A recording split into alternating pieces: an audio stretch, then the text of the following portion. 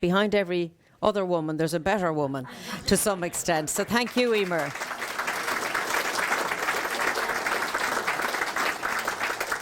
And we got to Donegal. We thought we'd stop for a cuppa. It just didn't happen because the traffic was bad. But what was important at that meeting was not the pomp and the photographs and the formal whatever. It was the listening to people afterwards. And it is amazing if you use your ears and listen. You will pick up really important information, and you will know what the issues are that are impacting on people. And there's a lot of us will not discuss openly or in a public platform what our concerns are. But you do need that there are public representatives at council, at the Dáil, Senate and Parliament level where I am, that is listening. But it's not enough to listen. You have to bring those back to where you can make a difference. And that's why this morning was a very successful event, because I was able to do that.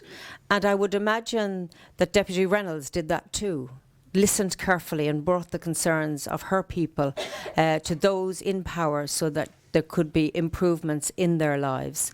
And I had a lovely experience then afterwards, because I'm always invited to schools, and honest to goodness, schools are amazing. And our teachers are fantastic. I was invited to 6th class in St. Columkills in Newtown, Cunningham. Thank you, Emer. Emer is a great woman. And they were absolutely a joy to behold, because they played music and they danced for me. They played Ode to Joy, and they asked me loads of questions about what I did and my favourite food and had I a pet and all sorts of things. But they wanted to know about Brexit. These young children wanted to know about Brexit, and would there be a hard border? What would that mean? And I think it's lovely as well for an adult in that setting to allay concerns, because I think we sometimes at adult level presume that we're the ones with the worry. But children listen and they hear all of these concerns, as I'm sure her children felt. You, family members, would have felt the concerns. So it was just a lovely afternoon, engaging with them and enjoying where they are at. And of course, we talked about the Late Late Toy Show. And then we came cross country here. And again, it was absolutely lovely to see so many people gathered. I think that's just wonderful. We did park illegally, I have to say, but the yellow lines are covered beautifully so that they cannot be seen. I have to say, there was a really funny moment, and Emer will not mind me saying this, because I'm a backseat driver, and we're like Mutt and Jeff at this stage, because we spend a lot of time together in the car. But what happens in the car stays in the car, because that's important. And anyway, after I instructed Emer how to park, it turned out that she parked so close to the curb and the pillar that she couldn't get out of the car and had to extract herself by another door. But she did it, and did it very well. And I suppose just to comment on women in politics, because I have 4 children, and we have lots of commitments. And we do want to see more women involved in politics. And I have to say, the 2 speakers who spoke before me would be better politicians than I am, because they spoke with conviction and great passion.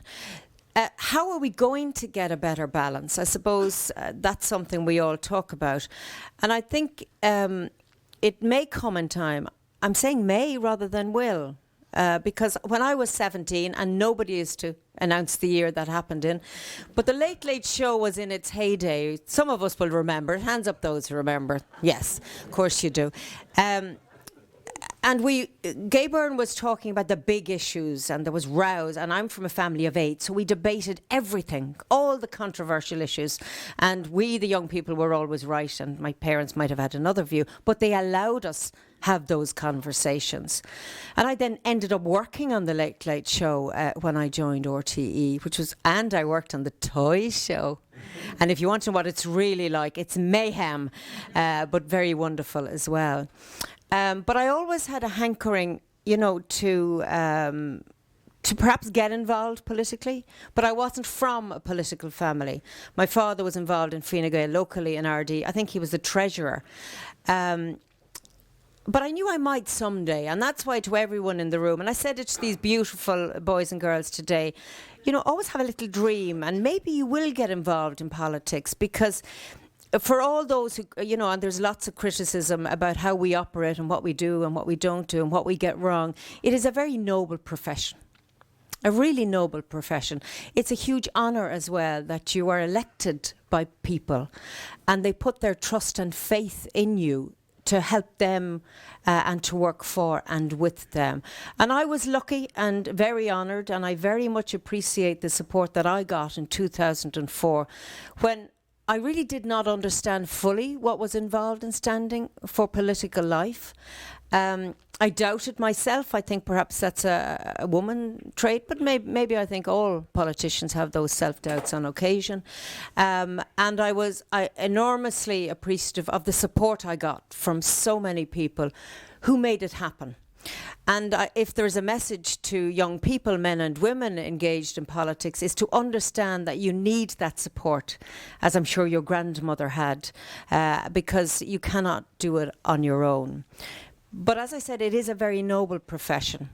I worry a little bit about whether we're going to get people to stand for local politics, because in my view, if we don't have strong engagement at local level, then all our politics is weakened. And I have to say, and it is not just to say it because there are many members of county councils in the room here this evening, I think your work is the core of politics in this country. It is undervalued and underappreciated. You are there 24/7 when perhaps I'm not as accessible. So I think we should give a round of applause to those who serve locally.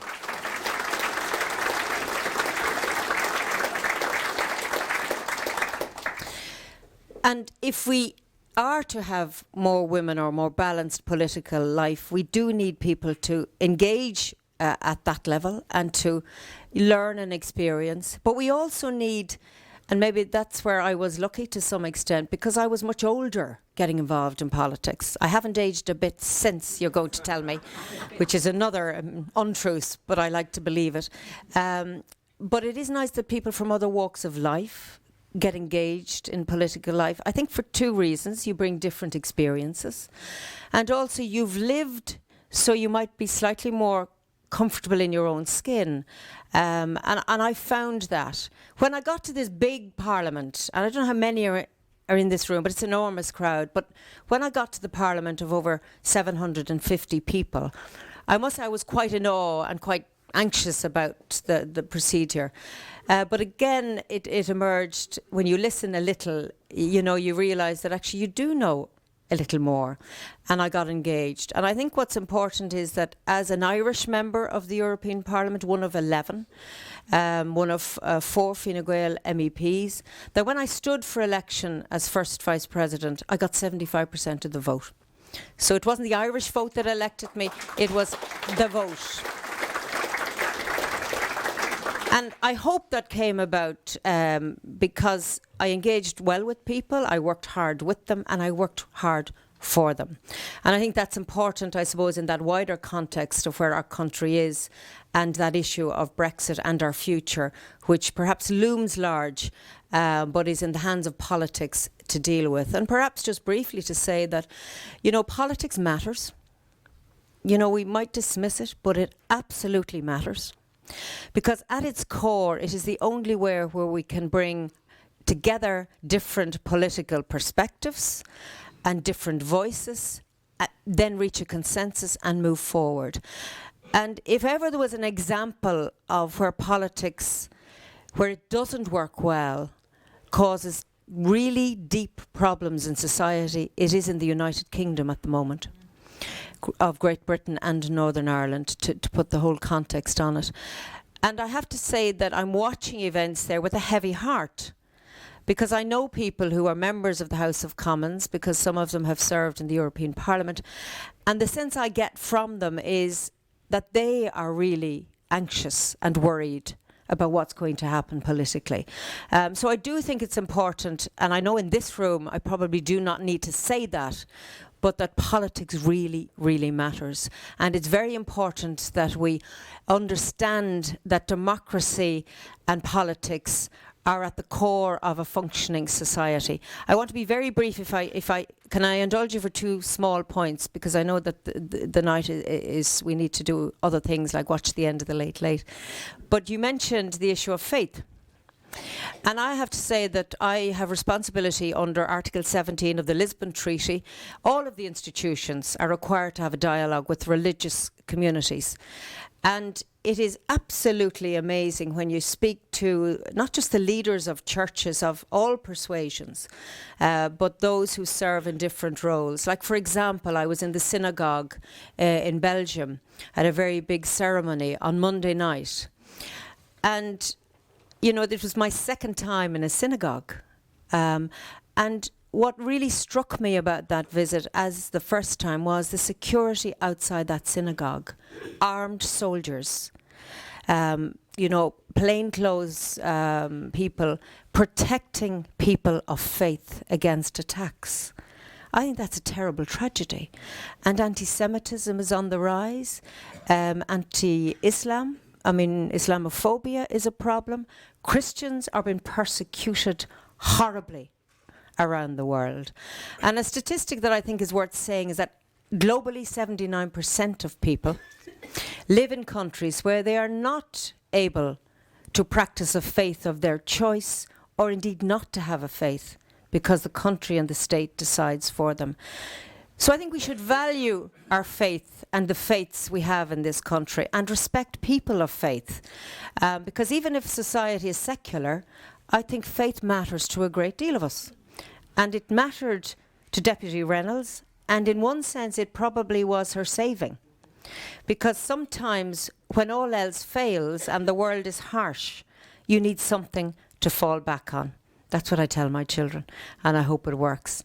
So just in summary, to say that I'm going to end where I started. I've been quite emotional.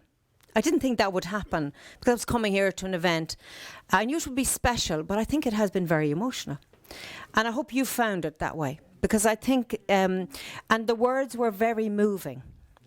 And the spoken word has enormous value. And, you know, your grandmother should never be forgotten, because she did something extraordinary at a time in this country which was really difficult for everybody and difficult for women, and yet she broke through. So to women, rather than us say it's not fair and why and can we, is to say, look around us for examples of women who have and continue to serve. Because my role model was Monica Barnes, because I would have been a teenager. And poor Monica, and we think of her as she passed away this year, and give our best wishes to her family in their grief. She was a beautiful person, but tough and able, and she served her country well. So I think that that's important, that we have those role models, and we have a wonderful role model in Deputy Mary Reynolds. And God be good to her, and my best wishes to her wonderful family. Thank you.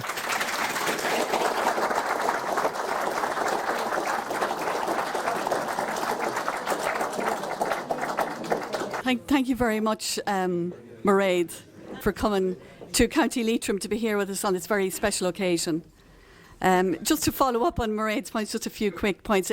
I mean, here I know we've several of the county councillors here, and I suppose it would be great that, you know, to follow in Mary Reynolds' footsteps, if we had more women on Leitrim County Council in the next local elections.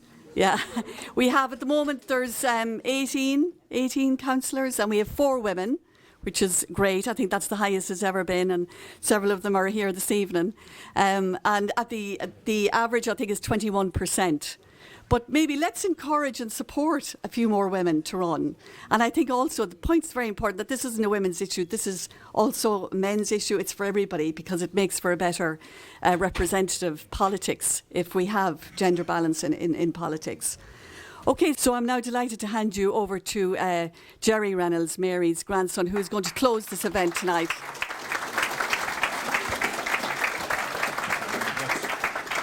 Thank you very much, Noreen. Follow that, as they say. Mary Savage is her eldest grandchild, but I was her favourite grandchild.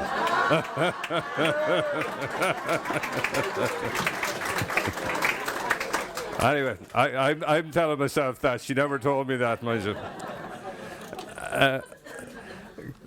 Can I say, there's a poignancy being here this evening in the sense of where this is being held in the library. And this is the only county building outside of Carrick-on-Shannon.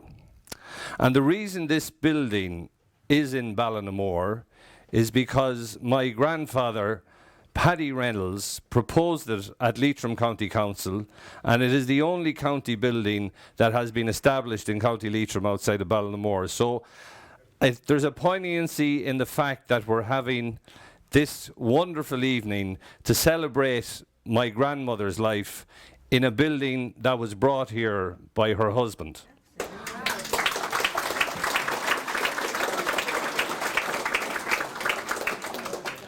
And when we're talking about women, and there is another young Ballinamore woman who's having a big gig tonight, Stella McGirl. She's on the Late Late Toy Show. So I hope that we were celebrating two wonderful successes, one for Stella, and I've no doubt she'll be wonderful on the Toy Show, and one here celebrating my grandmother's history. There's just, I suppose, there's just a few things I want to say. My main reason being up here is to thank people. I'm the Barry McGuigan of the Reynolds family. So both the two Marys articulated exceedingly well the history of my grandmother, and I understand that it's getting late, and I don't want to continue on very long. Just to thank, and can I just thank all the Reynolds, McGoldrick and the Savages, who are all the grandchildren of grandmother Reynolds that are here this evening, and it's wonderful, and all our other relations who have come, and it's wonderful to have you all here this evening, and it's a great celebration. And can I also say that only for Mary McGoldrick, this evening would never have happened.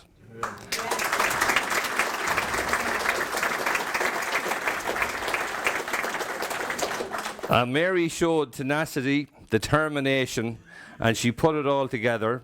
She got great help from her brother Aidan, her sister Nolene, sister-in-law Patricia, and other people, but only for Mary this evening wouldn't have happened. And I would like to thank her most sincerely for doing it, because we've talked about doing it, but Mary took the baton and did it. So well done, Mary, and thank you very much.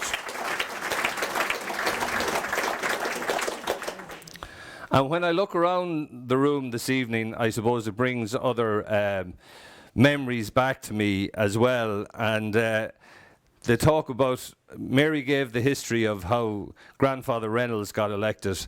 And I see Brendan Kieran here beside me and his wife Margaret. But it was Brendan's father whom got my grandfather to stand for the Dáil, way back in 1927. And my grandfather had been involved with the Leitrim County Board after he came back from America, and that's, I suppose, where he got his introduction. But it was Brendan's father that was the main catalyst in getting my father to stand, or my grandfather to stand for the first election in 1927. Brendan also, at the ripe old age of 15, was given a major task by my grandmother, and that was to check all the registers to make sure the voters was on it. So he said to me in a bit of a secret, he says, I was trying to take off those Fianna Fáilers, but there was so many of them I wasn't able.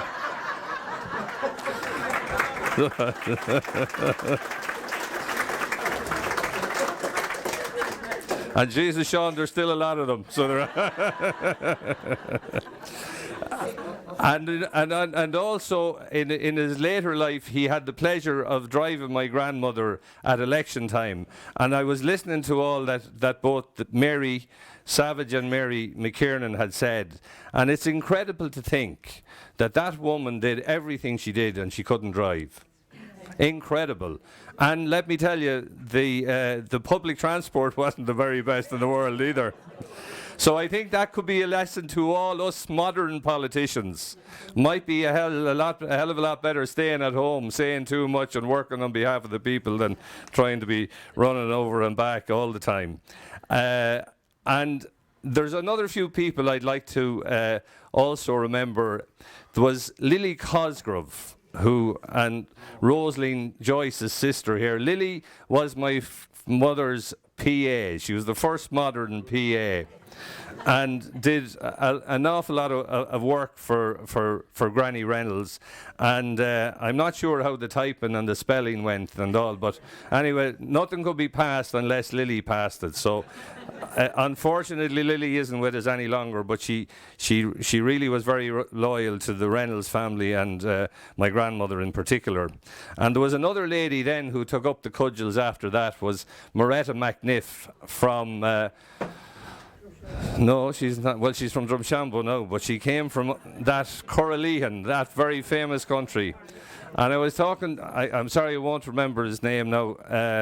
I was talking to him there just before the meeting took place, or the function took place tonight, and he was telling me his father told him that in some election in Corralehan, the vote was counted, and my grandmother got every vote except one.